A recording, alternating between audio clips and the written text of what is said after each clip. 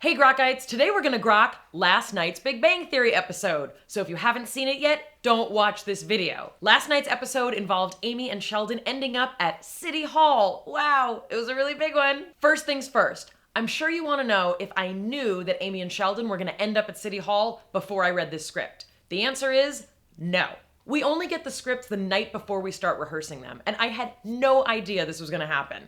As I was reading the script, I was loving all the wedding planning they're doing, and I'm thinking, this is so funny, this is so cute.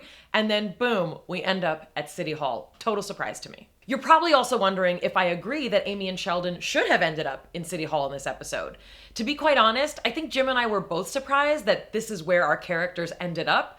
We've had a really good time planning the wedding, and we haven't really been engaged that long, even though we've been dating for something like 6 TV years. In general, I'm in no real rush for Amy and Sheldon to get married, but I definitely think that the way the writers did this made it really fun to explore an aspect of getting married that is so untraditional. Even though this wedding was pretty untraditional in terms of going to City Hall as opposed to all of the other fancy wedding planning that Amy and Sheldon have been talking about, I bet you're wondering if it actually felt like preparing for a wedding when we prepared for that scene. To be perfectly honest, it really did. Even though Amy wasn't wearing a wedding gown and that 3-piece pink suit left much to be desired, it still felt really special to sit in the makeup chair and have extra eyeliner put on and to have my hair bumped up a little bit. It definitely felt like I was preparing for something different than my normal Amy wear. Fun fact, I wore that pink 3-piece suit in the show about 6 years ago.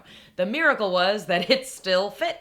Another thing you might be wondering about is how actors work around wearing lip gloss in a fancy City Hall scene if they have to kiss the actor they're in the scene with. Even though the kiss that Jim and I have in this scene is very brief, I thought that Amy should be wearing really shiny lip gloss for the City Hall scene. But my makeup lady Linda was concerned that all of that shiny lip gloss would end up on Jim Parsons' face after several takes of doing this kiss.